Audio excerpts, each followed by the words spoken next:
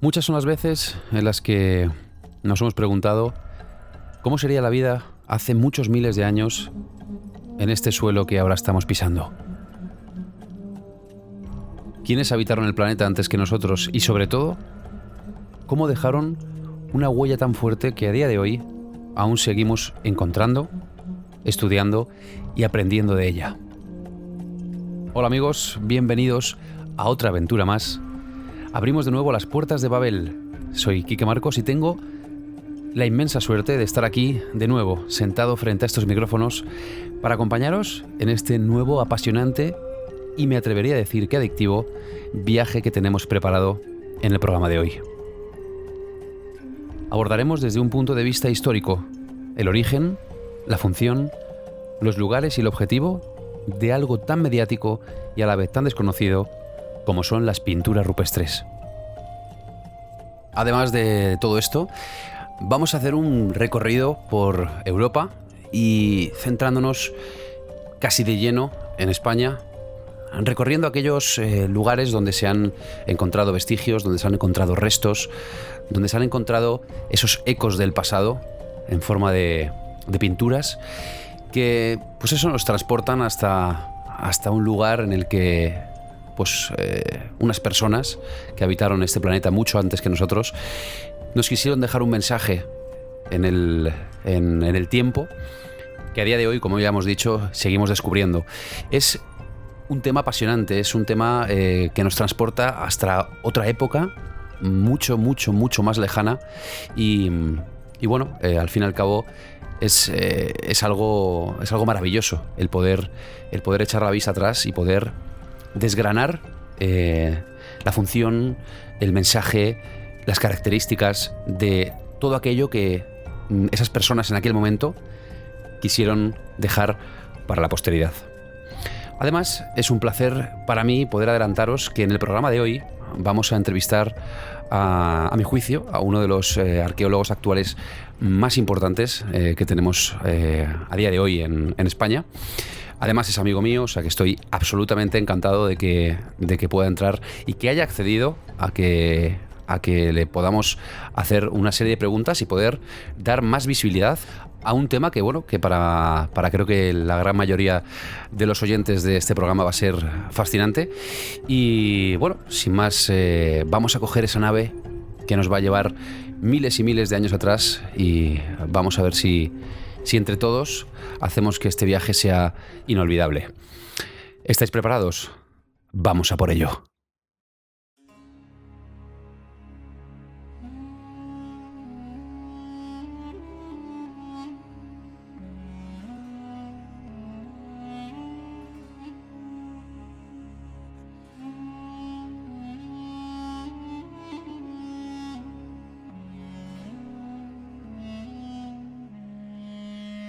Si quieres descubrir temas apasionantes, si te intriga lo desconocido, si te llama la atención todo lo relacionado con el misterio y las leyendas de personas y lugares, bienvenido.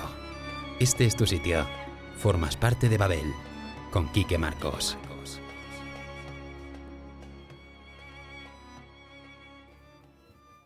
Cerrad los ojos e imaginad por un momento que nos hemos transportado al pasado y nos encontramos en un paraje lleno de naturaleza, lleno de vida, de animales, de rocas, el cielo azul. Y en una cueva que tenemos justo enfrente escuchamos un murmullo, un canto. Como si hubiese un grupo de personas dentro intentando dejar su huella para el futuro. Vamos a empezar este programa hablando de qué es el arte rupestre. Se conoce como arte rupestre a los rastros de actividad humana o imágenes que fueron grabadas o pintadas sobre superficies rocosas. En su paso por el mundo, el hombre ha dejado plasmadas en cuevas, piedras y paredes rocosas, como ya he dicho, innumerables representaciones de animales, plantas u objetos, ¿no? También escenas de la vida cotidiana, signos, figuraciones geométricas y un largo etcétera. Estas obras consideradas entre las más antiguas manifestaciones de la destreza y pensamiento que tenían nuestros antiguos moradores del planeta Tierra. Antes del desarrollo de la escritura, lógicamente, las sociedades registraban ya, mediante la pintura y el grabado en piedras, una gran parte de sus vivencias, de sus pensamientos y de sus creencias. Lógicamente, todas estas representaciones estaban hechas de una manera muy sintética. No estaban hechas como, como podemos entender el arte hoy en día, como puede ser un cuadro realista. Esto fue debido a la capacidad intelectual de la humanidad para poder abstraerse y representar su realidad en aquel momento. Los dibujos, lógicamente, no eran de un gran realismo, pero nos daban mucha información y nos dan mucha información de lo que ellos vivieron, de lo que ellos creían y de lo que ellos daban por importante, ¿no?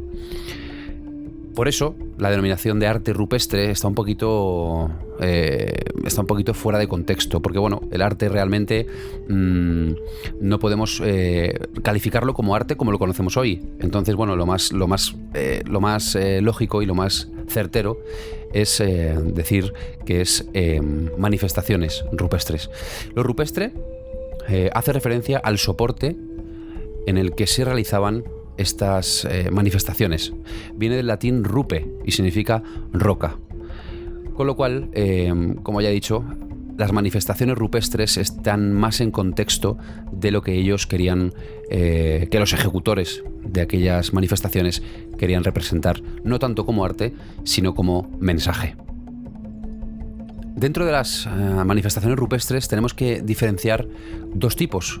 Porque al final todos en el colegio, en libros, en fotografías, lo que más hemos visto son las típicas imágenes de esos bisontes, de esas escenas de caza pintadas en la pared, ¿verdad? Pues esto corresponde a las pictografías, pero también vamos a hablar antes de los petroglifos. Se conoce como petroglifo a una imagen que ha sido grabada, ya no pintada, sino grabada en superficie rocosa. Viene del griego petros, piedra, y grifein, que significaba grabar. Estos grabados rupestres, estas manifestaciones, fueron elaboradas al sustraer material de la superficie rocosa con instrumentos que tenían una dureza superior a la misma. Para lograrlo, el antiguo ejecutor lo que hacía era utilizaba punteros de piedra y otros elementos elaborados solamente para tal fin. No es muy común encontrar restos de estas herramientas, ya que la vida útil de este tipo de herramientas era muy corta, ya que al final había diversas técnicas para lograr plasmar esas formas en la roca y algunas de ellas son, por ejemplo, la percusión, que era algo parecido a un cincel y a un martillo. Ellos lo que hacían era coger una herramienta que fuera dura y le daban golpes y así hacían ese grabado en la piedra. Luego también había una que se llamaba rayado, el cual con el filo de una roca tallada, o también llamada lascas, lo que hacían era ir haciendo un dibujo, arañando la capa más superficial de la roca y rayándola de tal modo que al final quedará para la posteridad. Y la última técnica era la abrasión. La superficie era frotada con un instrumento de piedra y finalmente pulida con la ayuda de arena y agua. Los petroglifos pueden estar grabados muy superficialmente, como acabamos de decir, a manera de pequeños puntos que no se distinguen sino a muy poquita distancia, y también se encuentran los que están conformados por surcos de varios centímetros de profundidad. Al final, estos eran una especie de... eran grabados que ellos entendían que de aquella manera a lo mejor podría durar más en el tiempo, ¿no? Que en una pintura. En fin, las pictografías es la segunda forma de estas manifestaciones rupestres, la segunda técnica, que a mi parecer es la más conocida, como ya hemos comentado. Estas pictografías vienen del latín pictum, que es lo relativo a pintar, y del griego grafo, que es trazar. O sea, es trazar con pintura grafismos realizados sobre rocas mediante la aplicación de pigmentos. Esto sí que es verdad que está conocido como pintura rupestre. Esta modalidad de arte rupestre, o de manifestación rupestre mejor dicho, se caracteriza por utilizar en su preparación sustancias minerales, óxidos de hierro, manganeso, cinabrio, carbón, arcillas y también sustancias de animales, como puede ser la sangre, los huevos, las grasas, o también de vegetales, como pues, también la grasa vegetal o los colorantes. Las diversas mezclas se llevaron a cabo para obtener pigmentos que van desde el negro hasta el blanco. También existe un tipo especial de pintura que se denomina negativa y que se realizó soplando desde la boca el pigmento pulverizado sobre un objeto. Por ejemplo, ellos ponían su mano contra la roca y el pigmento se lo metían en la boca, soplaban y se quedaba la imagen, el contorno de esa mano dibujada en la roca. Las pinturas rupestres han logrado conservarse hasta nuestros días debido a un particular equilibrio entre la composición del pigmento, la superficie de la roca en la que estaba pintada y el medio ambiente. La mayor parte de las pictografías del mundo, como ya hemos comentado, son de color rojo, pero también se han encontrado pintadas en negro, naranja, amarillo y blanco. Al igual que los petroglifos, las pinturas se presentan desde aisladas en motivos individuales hasta entreveradas y superpuestas en complejas composiciones que a veces se formaban de centenares o de decenas de pinturas juntas. Determinar cuándo se realizó estas manifestaciones rupestres y determinar la edad, la antigüedad o la posición cronológica de las manifestaciones es uno de los más complejos y difíciles objetivos que se plantean en su estudio. Los arqueólogos, pues al final no solamente tienen que estudiar de qué composición está hecha, sobre el tipo de roca, sobre cómo conservarla, sino también intentar, mediante vestigios que se encuentren en el lugar, en el suelo, otro tipo de manifestaciones, no tienen por qué solamente ser pictóricas o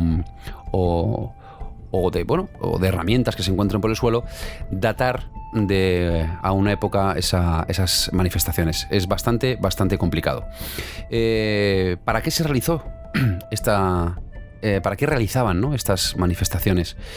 Pues sobre las razones para realizar este tipo de manifestaciones se han esbozado diversas explicaciones que van desde la elaboración por simple ocio y fantasía por parte de los pueblos primitivos o poco evolucionados, ¿no?, entre comillas, hasta la necesidad de plasmar complejos lenguajes con contenidos de carácter universal. Ahí ya luego entra el estudio, ¿no?, y ver por qué y de qué manera se realizó este tipo de manifestaciones. Y al final, yo me imagino que habrá lugares en los que las pictografías y los petroglifos te enseñen un tipo de cosas y en otros otras cosas absolutamente diferentes. Escenas de caza, escenas de la vida cotidiana, cómo vivían, cómo cazaban, en qué creían. Yo creo que todo esto también es un poco pedagógico, entiendo, para todos los que vivían en aquella época, ya que, a lo mejor se podían utilizar entre comillas como colegios, ¿no?, para que los niños desde pequeños supieran cómo era una escena de caza de mamuts o una caza de bisontes. En fin, cada uno ya le da el significado que considere oportuno y al final para eso está la ciencia y para eso está el estudio, para todas estas preguntas ir desgranándolas y dándoles una respuesta lógica. ¿En qué lugares del mundo hay arte rupestre? Pues la verdad que en el mundo tenemos la suerte y tenemos esa suerte, ¿no?, de poder mantener todavía muchos lugares donde al final encontramos restos de nuestro mundo de hace miles y miles de años y es una manifestación cultural común a toda la humanidad. Pero nos vamos a centrar en nuestro continente, en Europa, y más específicamente después un poquito en España, porque creo que todavía Hay muchos caminos que están por descubrir para mucha gente que al final no de otra manera que no sea escuchando un podcast como este o escuchando entrevistas o interesándose un poco por el tema, no son capaces de llegar a él porque no son tan mediáticos y al final pasan un poco desapercibidos. El objetivo de este programa, ya no de Babel, sino de este programa del arte rupestre y de las pinturas y de las manifestaciones rupestres, es dar visibilidad a todas aquellas partes del mundo y en especial a una de ellas que luego veremos, que al final, como personas mundanas que somos y que tenemos 200 millones de cosas que hacer al cabo del día, pues no te paras, ¿no?, a pensar en la cantidad de restos y la cantidad de pistas que nos dejaron nuestros antepasados plasmadas en la roca de del suelo del que pisamos. Ahora sí, entrando en faena, vamos a hablar un poquito de Europa. Y es que en Europa hasta mediados del siglo XIX se habían encontrado en algunas cuevas numerosos objetos prehistóricos, elaborados en piedra, en hueso y que contenían representaciones talladas de animales, de plantas, de figuras, pero no fue hasta 1879 cuando se descubrieron las primeras pinturas rupestres. Marcelino Sanz de Sautuola, junto con su pequeñita hija María, hallaron en el techo de una cueva en Altamira un excepcional conjunto de bisontes multicolores. Al final el azar y al final la suerte hicieron que estas dos personas encontraran uno de los mayores vestigios de arte rupestre que existe en el mundo. Este hallazgo de Sautuola fue presentado ante la comunidad científica en 1880. En un principio, ante el asombro, ¿no?, de la comunidad, fue negada la autenticidad, pero fue negada porque se consideraba que este tipo de representaciones no correspondían con la primitiva capacidad técnica y mental que se creía que poseía la sociedad prehistórica. Sin embargo, este panorama cambiaría totalmente gracias a posteriores hallazgos de otros sitios rupestres en España y Francia. Uno de los principales detractores de este descubridor, de Sautuola, fue el francés Cartillac. Él mismo terminó por aceptar el descubrimiento con la publicación de un artículo titulado Mea culpa de un escéptico. A partir de entonces, la comunidad científica, una vez que se le dio credibilidad y autenticidad al hallazgo de Sautuola, esta comunidad no ha descansado en la búsqueda y en el estudio de manifestaciones rupestres a lo largo del mundo. El descubrimiento de la cueva de la que estamos hablando, de Altamira, y más tarde las del Castillo, Maltravieso, Lamuz, Niox, Font-de-Gaume, Lascaux, Chauvet o Cosquer y muchas otras más en España y Francia han puesto en evidencia la existencia de una importante tradición de manifestaciones rupestres de más de 25.000 años de antigüedad. Como veréis, no estamos hablando de un tiempo muy corto a esta parte, sino estamos hablando de 25.000 años de las que se datan casi con más antigüedad, ¿no? Con más de 300 cuevas registradas. El arte parietal paleolítico europeo de la región franco-cantábrica se caracteriza por encontrarse en profundas grutas y por representar, entre otras formas, animales ya extinguidos o migrados a otras regiones, como los mamuts, los bisontes, los renos, los pingüinos, los leones y los rinocerontes. Al oriente de la península ibérica, ya como habéis podido comprobar, estamos ya entrando en España, se encuentra un importante conjunto pictográfico denominado el arte levantino. Este conjunto tiene una antigüedad que se puede remontar al 8000 a.C.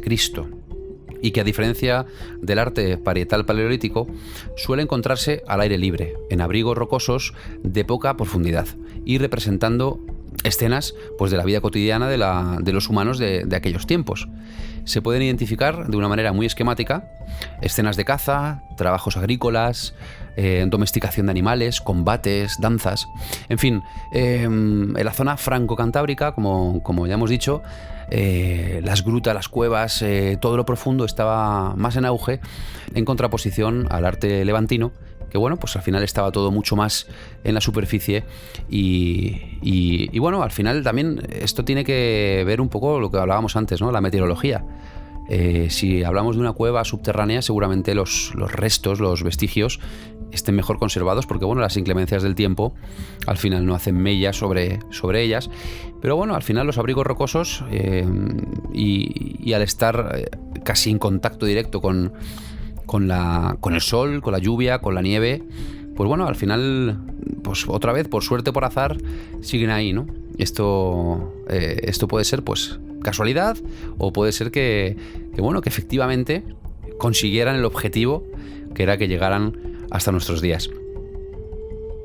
Ahora me gustaría que me acompañaseis al sureste de la península ibérica. Más concretamente, vamos a volar, vamos a aterrizar en la región de Murcia, y una vez allí nos iremos hasta el municipio de Cieza. En el programa de hoy, como ya hemos comentado al principio, tengo el inmenso placer de que nos acompañe uno de los arqueólogos actuales, como ya he comentado, para mi gusto, con más importancia de nuestro país. Pero antes de presentarle, quiero que viajemos dentro de esa región de la que hemos hablado, de Murcia, en Cieza, hasta un conjunto de cuevas, las cuales componen el conjunto del Arco. Antes de sumergirnos absolutamente de lleno en este conjunto del Arco en Cieza, vamos a hacer una cosa que a mí me parece bastante interesante.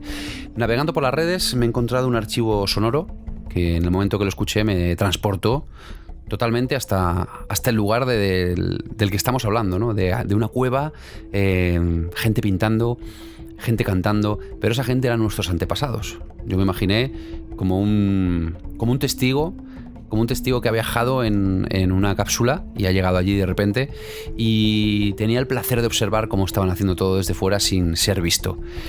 Os invito a que viajéis conmigo. Yo soy mucho de viajar con los sonidos, aunque me gusta y lo tangible, lo que toco, lo que veo, lo que escucho con mis propios oídos, me parece alucinante, pero también, como me conocéis, sabéis que me gusta mucho el viajar y el transportarme a otros sitios que de otra manera no me podría transportar. Así que acompañadme, vamos a escuchar un trocito de este archivo sonoro que me parecía muy interesante incluirlo en el programa de hoy.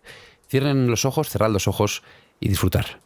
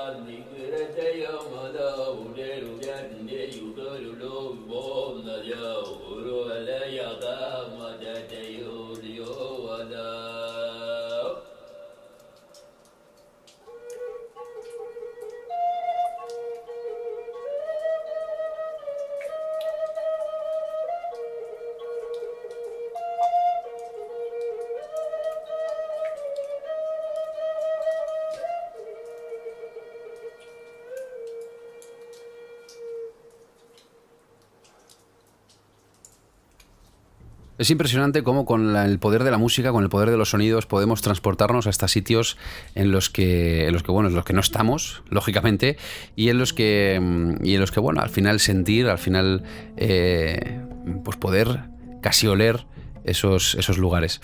Ahora mismo estamos, como ya os he dicho, estamos en Cieza.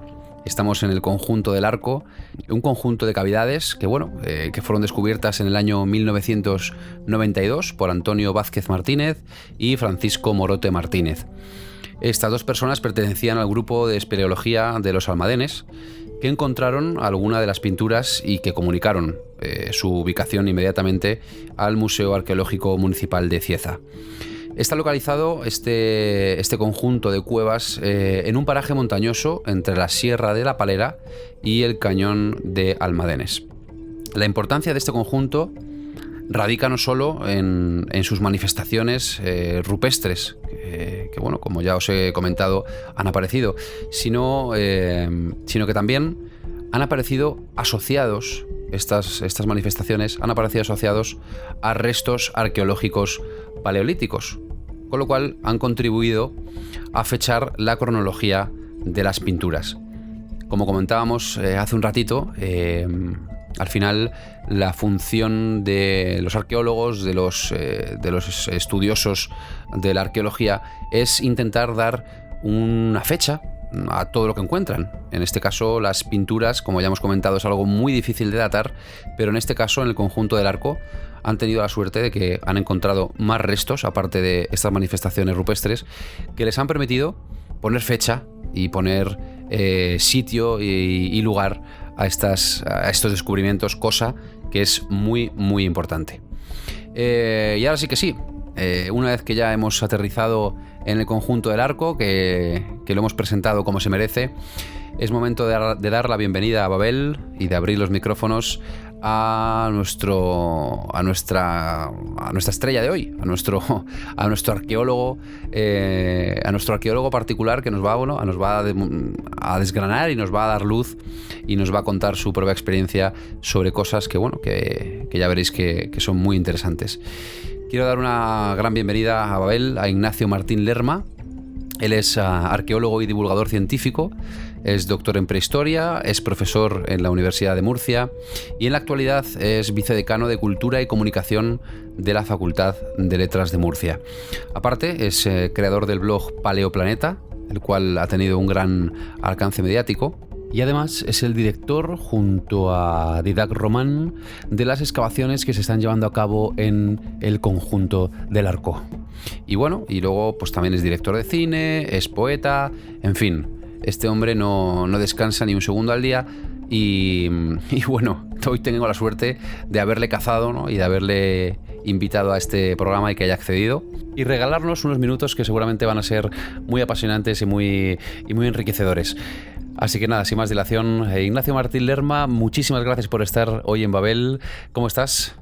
Muy bien, feliz de este reencuentro contigo, que la verdad es que hacía mucho tiempo que no nos cruzaba la vida y mira por dónde hoy es el día.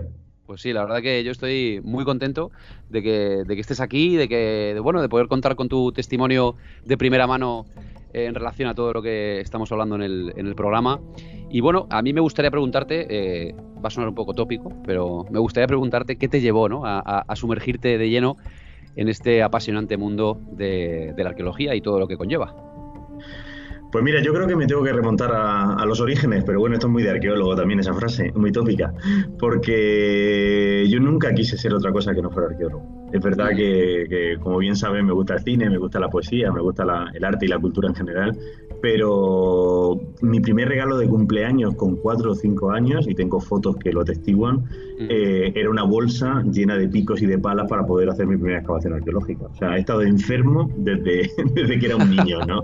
Quizá ese ADN que tenemos neandertal ahí en la pena, o quizá un antecedente familiar que también conoces, pero que no creo que sea la causa, porque yo era muy chiquitito y no lo conocía como lo conozco ahora. Ajá. Hablando de este antecedente, tengo que decir a todos los oyentes que Ignacio, aparte de ser un fenómeno en la arqueología, pues también escribe y bueno, ha hecho un libro de su bisabuelo Juan Cuadrado Ruiz, que merece la pena, que está en su página web.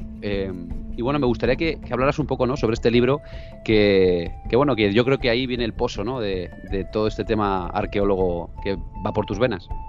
Pues yo creo que sí, yo creo que algo tiene que haber ahí. Al menos hay una cosa importante, y es que cuando yo dije que quería ser arqueólogo en mi casa, no me tiraron por el balcón, porque conozco a mucha gente que ha querido ser arqueólogo o paleontólogo y en casa no lo han visto bien. En mi casa no había arqueólogos. Juan Cuadrado, mi bisabuelo, imagínate, son 4 generaciones en medio, más que influirme directamente a mí, porque pues, hay mucho espacio entre él y yo, pues yo creo que sí que ha generado normalidad, ¿no? En mi casa la arqueología siempre se ha visto como algo normal, y yo creo que cuando el Ignacio niño dijo de ser arqueólogo, pues dijeron, bueno, pues vamos a apoyarlo porque es lo que le gusta, ¿no? Claro. Y la verdad es que ha sido muy bonito hacer arqueología, esta vez no en estratos ni en cuevas, como sabes que me paso el día, sino en libros, en documentos, en diarios, y ir adentrándome pues en la vida de alguien que fue muy importante para la arqueología del sureste y que también lo fue importante en mi familia, ¿no? Entonces ha habido ahí como un encuentro de emociones muy, muy chulas y la verdad es que es muy gratificante.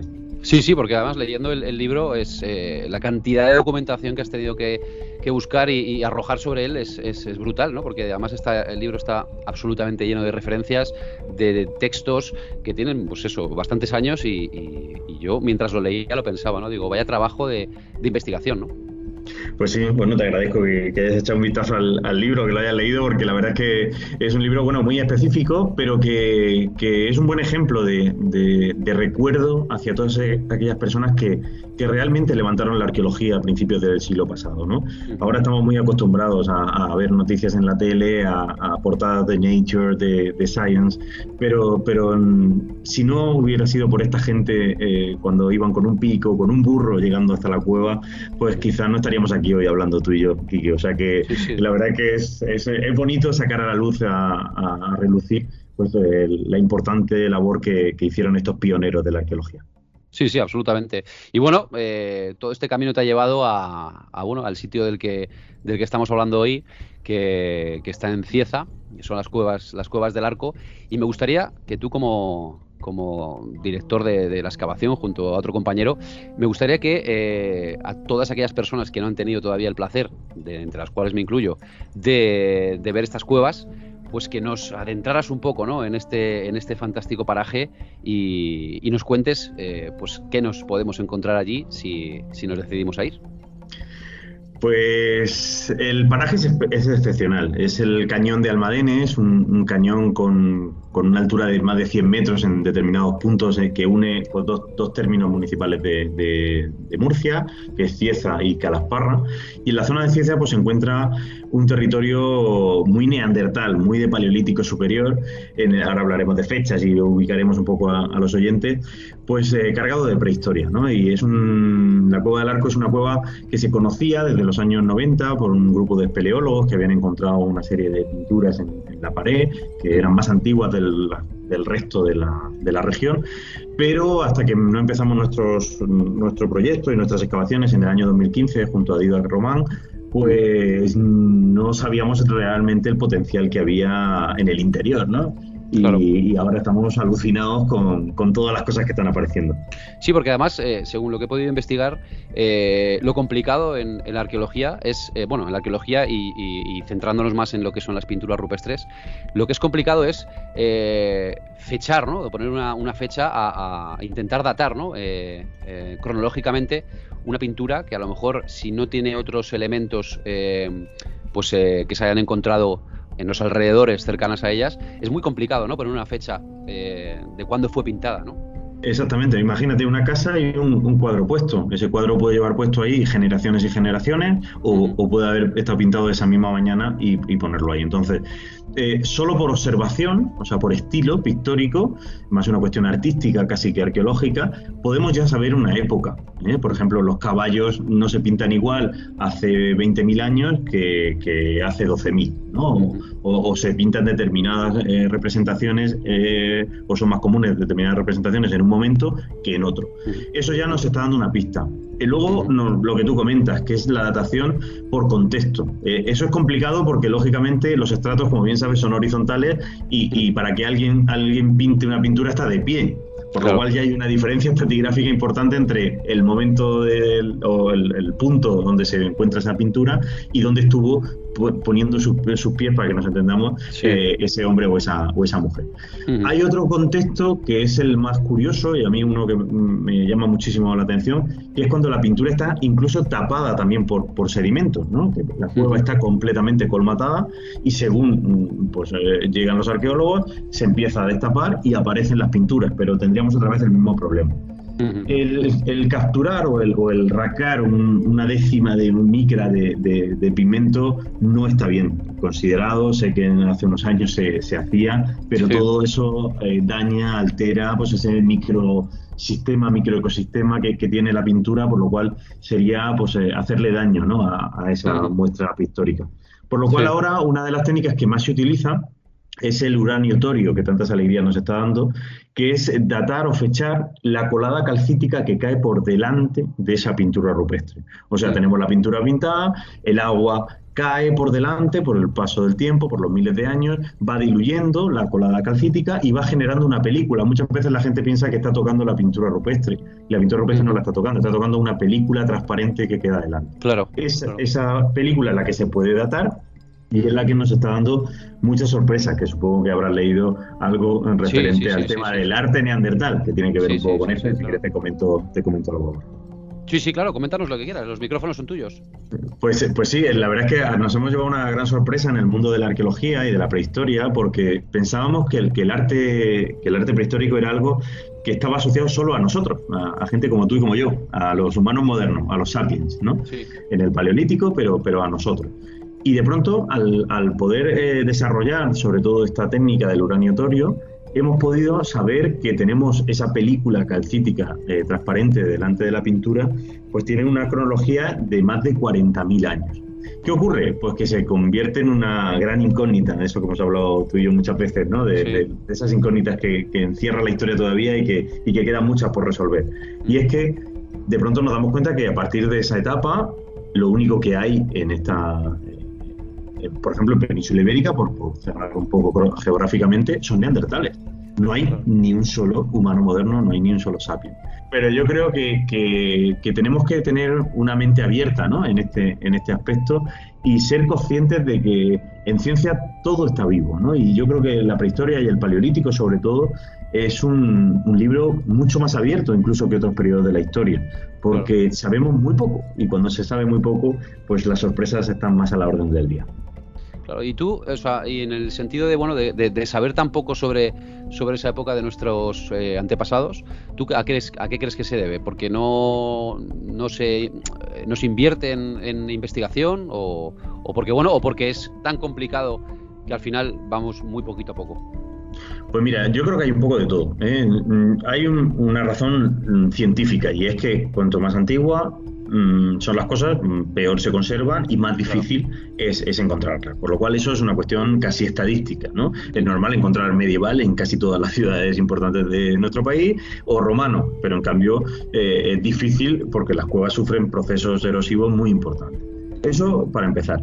Luego, pues también te doy la razón. El paleolítico a veces, como los que estudiamos estas cosas, somos gente que estamos locas solo por piezas pequeñas, rotas y feas, que son las piedras, pues no estudiamos capiteles, ni estudiamos juderías, ni estudiamos cosas que a la gente le llaman mucho más la atención. Sí, pues a veces hemos sido como un poco el patito feo, ¿no? Hemos sido la parte de la historia pues un poco más condenada al olvido. Yo creo que de esto estamos saliendo, no sé si yo quiero verlo con perspectiva. En esto yo creo que la labor de Atapuerca ha sido impresionante, porque Atapuerca ha puesto estos yacimientos arqueológicos paleolíticos en el escaparate de los mejores yacimientos del mundo, ¿no? Claro. Entonces yo creo que ha hecho que si tú preguntas por la calle, dime 3 yacimientos arqueológicos, uno sea Atapuerca y es paleolítico, por lo cual yo creo que ahí la labor divulgativa, ¿no? El llevar a la calle lo que hacemos en los laboratorios es fundamental. Ya sabes, mi pasión por acercar al mundo lo que hacemos con una bata blanca y no quedarnos ahí, si no se convierte en una literatura que solo leemos unos pocos. Claro. Entonces, yo creo que poco a poco vamos viendo la luz y a la gente cada vez le interesa más. De hecho, en los medios estás viendo portadas, periódicos. La palabra neandertal es uno de los keywords, uno de los tags más utilizados en periodismo últimamente y que más repercusión tiene. Por lo cual, yo quiero pensar que estamos saliendo un poco de esa leyenda negra que teníamos y que a la gente le interesa no solo el pasado, sino el punto de inicio, que es Efectivamente, además es que tú lo has dicho, es el punto de inicio. Entonces, al final, si no nos centramos en el inicio, todo lo que viene después, pues al final le falta una pata, ¿no? Porque yo creo que el inicio de las cosas al final es lo que hace que las cosas luego sean. Entonces, bueno, me parece súper interesante tu reflexión. Y bueno, y hay una cosa que me ha llamado la atención, que hemos estado hablando, que has comentado hace un minuto, y es todo el tema de cómo se va la propia Tierra, se va erosionando, la propia Tierra va cambiando, pero el ser humano moderno, tú y yo, estamos haciendo una labor que creo que no hace mucho, que hace un flaco favor a todo el tema de conservación, yo creo que del tema de las cuevas, de los yacimientos y de todo aquello tan frágil que viene desde hace miles de años. ¿Cómo crees que el cambio climático, en este caso, producido por el ser humano, lógicamente, está afectando, yo creo que negativamente, a todo esto que estamos hablando? Pues mira, nosotros afectamos, vamos al 100%, ¿no? Afectamos primero de una manera antrópica, porque a veces hemos sido vándalos y nos da por romper, robar y destrozar yacimientos arqueológicos de una manera totalmente ilógica, ¿no?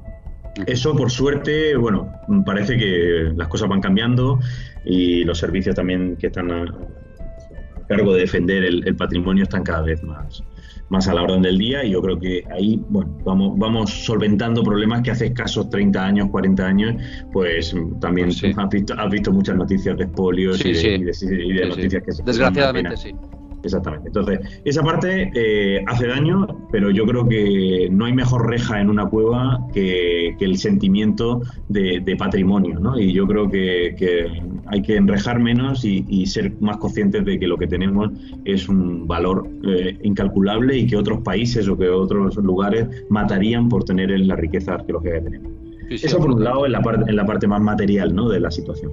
En la parte más ambiental, más climática, lógicamente, pues el cambio climático afecta a todo y eso está haciendo pues que muchas veces los yacimientos, sobre todo los que están más ubicados no en el centro de una ciudad, que entran en un contexto más urbano, sino precisamente los que yo estudio, los que están más en sierra, ¿no?, en lugares más recónditos, pues todo lo que está ocurriendo, ¿no?, por las faltas de lluvia o el exceso de lluvia, pues los extremos son los problemas postdeposicionales más importantes que tienen los yacimientos, ¿no? Entonces, cuidado con estos temas que a veces pues parece que solo están afectando a determinados ítems, ¿no?, que son los que vemos en la tele, pero son cuestiones globales que afectan absolutamente a toda la humanidad.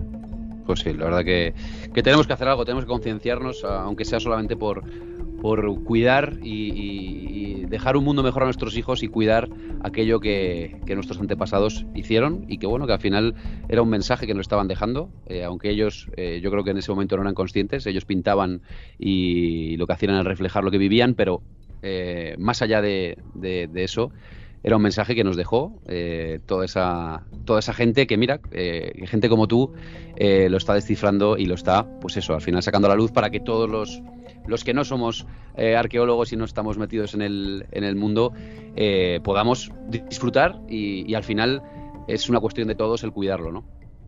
Pero por eso es importante también tu labor, porque sin gente como tú, que nos da voz y que nos permite hablar de arqueología, de prehistoria, de paleolítico, pues la gente no es consciente de lo que tiene, no es consciente del valor y no es consciente de lo importante que es pues conocer y cuidar el pasado. Entonces ahí yo también te doy las gracias por abrir esta ventanita y poder compartir estas reflexiones que creo que son importantes porque hay mucha gente que todavía pues ignora el valor incalculable que tienen estos yacimientos arqueológicos. Absolutamente.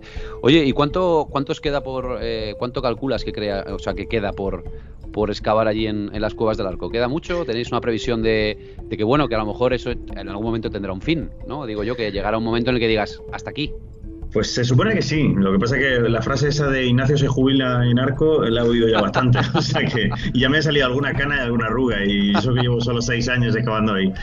Pero yo pienso que Cueva del Arco, bueno, pienso y sé, lo que pasa es que todavía no puedo contar mucho, que va a dar mucha guerra. Yo creo que por sin depelar todavía cosas que no puedo, estamos excavando solo la punta del iceberg, ¿no? Y ya esa punta del iceberg nos ha dado muchas alegrías, como bien sabes. Pero en los próximos meses, y espero que muy prontito, pues quizá podamos volver a hablar por alguna noticia que yo creo que va a ser muy importante y que va a realmente descifrar qué es lo que encierra la Cueva del Arco. Por lo cual, muy contento con todo lo que está pasando en torno a este yacimiento. pero muy expectante también con todo lo que está por llegar. Sí, no, claro. O sea, eso es, al final es una caja de sorpresas, ¿no? Cada día pueden aparecer cosas nuevas y yo creo que es también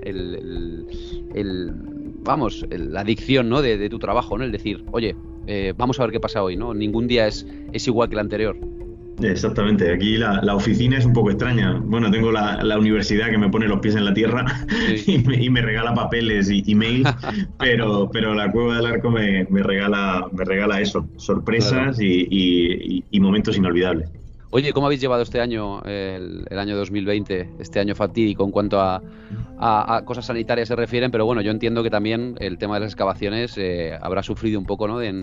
Ya no hablo de los 3 meses de confinamiento, sino bueno, después habéis notado, pues eso, a lo mejor el tema de no sé si cómo trabajáis, si la financiación va mensual o por el proyecto. ¿Habéis notado algo con el tema de la pandemia? Sí, claro, lo hemos notado, todos lo hemos notado. Pues ha sido un año en el que lógicamente no hemos podido excavar. Nosotros excavamos normalmente septiembre, el mes de septiembre pasado fue imposible y este mes de septiembre, que ya está casi aquí, pues sí que vamos a poder pues hacer una intervención, no de todo el mes quizá, pero sí de 2-3 semanas, pues para volver a ponernos pues eso, al día, porque dejamos aquello con el postre, ¿no? Como te decía antes, entonces estamos deseando llegar allí. Con respecto a las financiaciones, esto es algo que también la gente se equivoca bastante con estos temas. Todo el mundo que excava en proyectos de este tipo, bueno, está por un lado la arqueología de urgencia, ¿no? La arqueología de las ciudades, que esa lógicamente va asociada al mundo de la construcción, y esa sí que lleva unos sueldos y unas dinámicas laborales más comunes. Pero los que trabajamos por proyectos, nadie cobra en una excavación arqueológica, ni la gente que excava, ni el director, ni la gente que analiza, o sea, nadie. Entonces lo que hacemos es, se piden unos proyectos que pueden ser a nivel regional o a nivel nacional, en función también de la importancia, que suelen ser muy poquitos y que es muy difícil que te den uno, por lo cual puedes imagínate pues, los problemas que tiene la arqueología actualmente, porque es muy difícil llevarte un proyecto de este tipo. Sí. Y con ese dinero es con el que aguantas todo un año para poder hacer una mini excavación, poder hacer unas adaptaciones. O sea que ahí es un sufrimiento continuo lo del tema económico, porque la arqueología yo creo que todavía, así como en otros países como Francia, sí que está a la orden del día. Aquí todavía nos cuesta un poco demostrarle a nuestros queridos políticos que la cultura del patrimonio hay que rescatarla para poder venderla. Si ellos quieren venderla directamente.